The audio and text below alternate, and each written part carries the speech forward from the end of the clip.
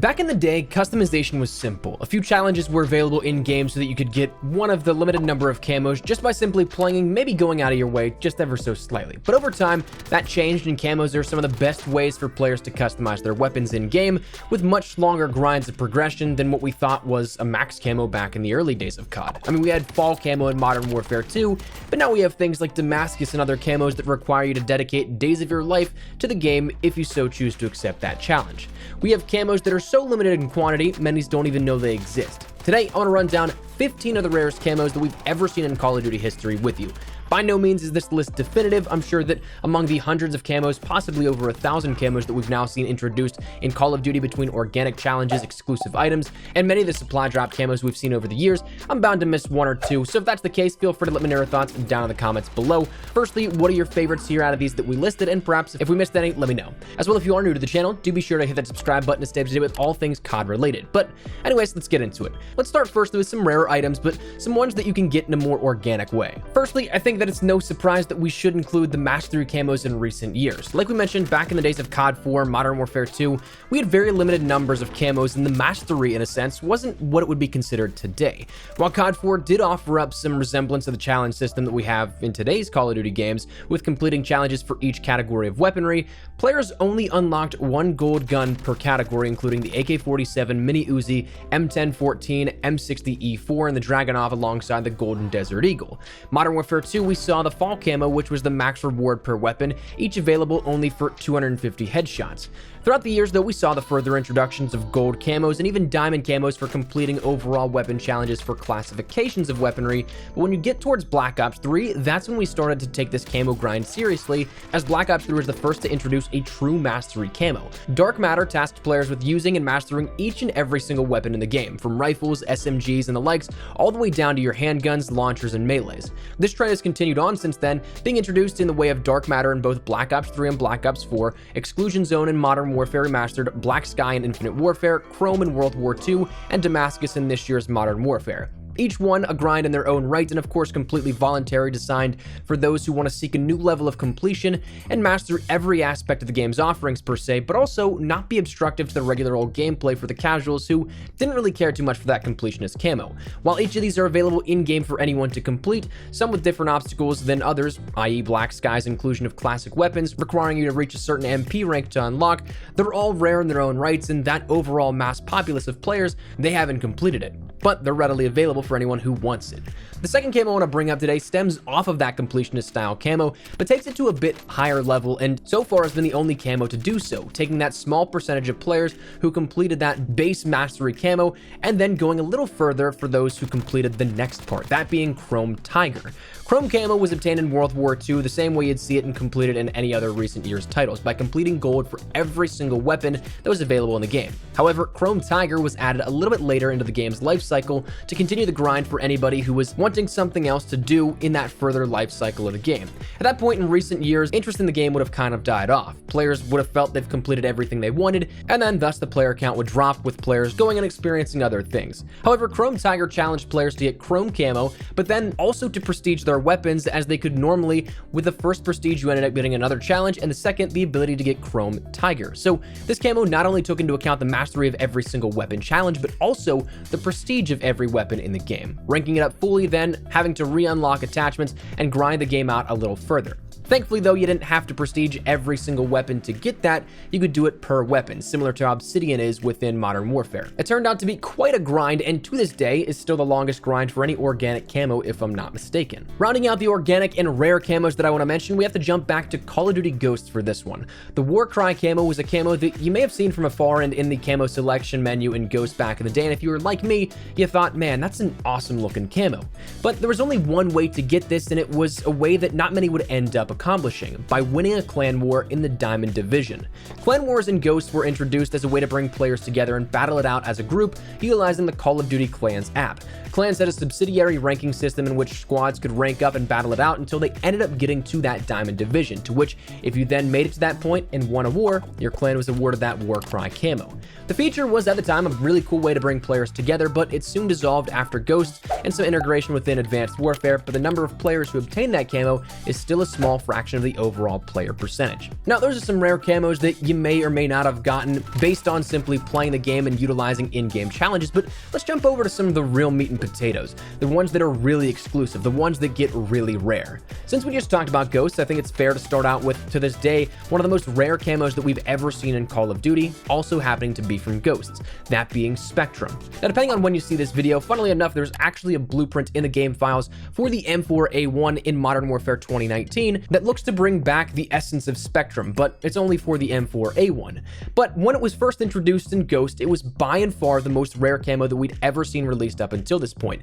There are a total of only 5,000 codes issued across both Xbox One and Xbox 360, meaning the simple math of it, 2,500 each platform. These were first issued by pre-orders on the Microsoft Store for Call of Duty Ghost, but then were shifted to be exclusive rewards from Expert Zone, the training site for Microsoft products, in which GameStop and/or Target employees, I believe it was, could go online and get certified in Microsoft products, and then have the option to actually have their redeemable reward be Spectrum camo. Now, this is when it kind of got out into the mainstream in some regard, in which the regular average Joes like you and me, that's even how I got mine, could go and get certified without an employee ID number or anything to validate that they were truly an employee of those aforementioned retailers. You could go and get that code yourself. But again, with a limit of 5,000, they went fast, and to this day, that number's not changed to my knowledge. But when you talk about rare camos, that is perhaps one of the OG classic ultra rare camos within Call of Duty history. Next, I want to jump ahead to present day, in which I want to talk about what is perhaps two of the new rarest camos within Call of Duty history that, truth be told, you may not have even known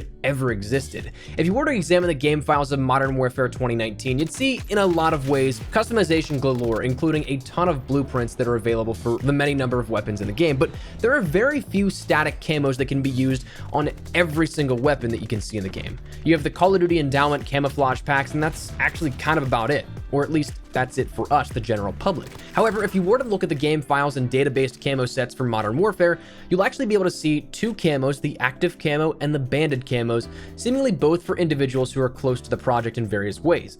The active camo and banded camos are a part of the Activision Ambassadors program, in which you can actually go about earning these things, but you have to go through the program application, get accepted, and then actually work with the community to resolve a ton of issues that people may have. This being those situations where if you talk to somebody with Activision support, oftentimes it is a community member you're talking to. Those people are part of the Activision Ambassadors program, and after working with that, you can actually end up getting both of these camos in-game. Now, these ones are incredibly rare, but you may have actually seen this from maybe, say, some modding that's been done as well. I know that I've seen screenshots of people who have used hex editors to duplicate camos in-game. They've gotten those, but being that they're illegitimate, they also put that account at risk. So it is something that number of camos out there is incredibly small comparative to everything else in the game. Another one that has very, very limited quantities out there in the world goes back to Black Ops 3, that being the Call of Duty XP camo. This camo was only granted to users who actually were at Call of Duty XP back in 2016, the event that showcased demos and gameplay for Zombies in Spaceland, Modern Warfare Remastered, and Infinite Warfare,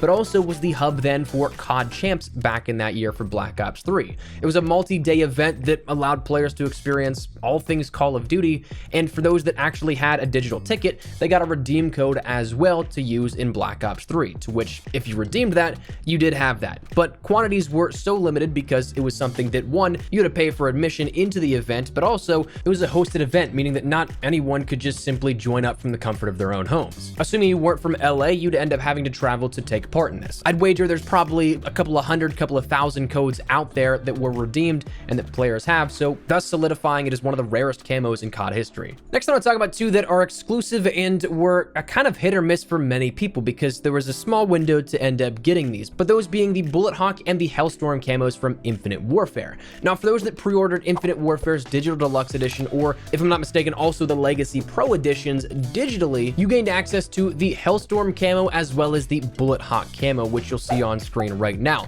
The Hellstorm being a little bit more of an animated red fiery camo, but the Bullet Hawk being a more so metallic silver ornate with gold trim design here on it, despite even though the promotional and marketing images for that showcased a lot more gold on the weapon itself. But those were, like we said, very limited limited in their quantity because of their digital pre-order nature. I remember whenever this first happened, I was under the assumption that if I got the Legacy Pro Edition and I pre-ordered it, it would come with my physical copy, but it actually didn't. It was only the digital variations of that. So again, a small window of opportunity and a small subset of players that may have gotten their game copy that way. Talking Infinite Warfare one final time here with this, I want to talk briefly about the Frosted Camo, which was rare because it was only available for a short limited amount of time as a free supply drop gift of day 10 of the 12 Days of Winter event within Infinite Warfare. So if you didn't log on, you didn't get that supply drop, you didn't play during this 12 Days of Winter event, you wouldn't have gotten it. So in that case, it was a situation of you either have it or you don't. And for the most part, I think the active player base within Infinite Warfare probably does have it,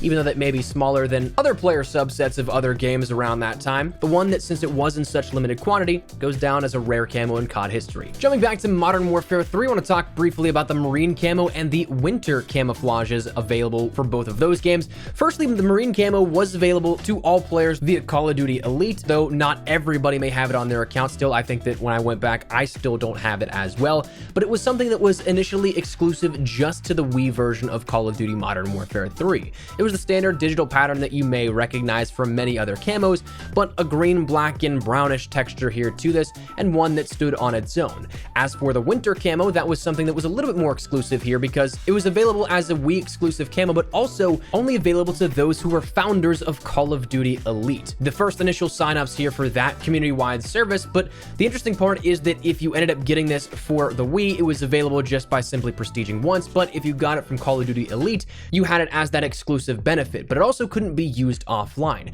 Now, as with the Marine camouflage, this one, since the Call of Duty Elite services have shut down, these actually can't be accessed through standard means in today's time. So if you didn't have it, there is unfortunately no other way to end up getting it. Next, jumping around once again here to Modern Warfare Remastered, we can talk about the Arctic Wolf camo, which is something that is the byproduct of completing every single collection within the Arctic Wolf operation for Modern Warfare Remastered. And if you go through, that is a ton of stuff to unlock. So it was definitely something that, again, is organic in a sense, but also something that would take a ton of time, and if you didn't have that time, a ton of money to unlock. So it's something that I'd wager probably a couple hundred, couple thousand maybe have this in the world. The real hardcore grinder completionist players, they may have that, but other than that, you may have never seen it in game. The final two I want to talk about deal with Black Ops 3 here. Once again, kind of circling back with all of this, we firstly see the Carl's Jr. and Hardy's weapon camo here for this next one. This camo was a part of a promotion that Hardy's and Carl's Jr. had with Black Ops 3, Call of Duty, and Activision, in which you could end up going to their stores, getting one of their products, and on the receipt, you'd have the option to get a code, redeem that, and you'd get one of X amount of items here with this. I think it was 6 different items that you could have gotten, and the camo was only one of those. But the problem with this promotion is that, unlike things like Mountain Dew and Doritos, where it stacks and then you eventually reach that goal, all of these codes were individualized. So if you ended up getting, say, a double XP token or a calling card, you could go back, get another receipt, redeem that code, and get the same exact thing multiple times over again and still not get that camo. That's actually what happened with me pre-Black Ops 3, but the unfortunate downfall of that, and also a main reason why I'm sure a lot of people did not get this camo.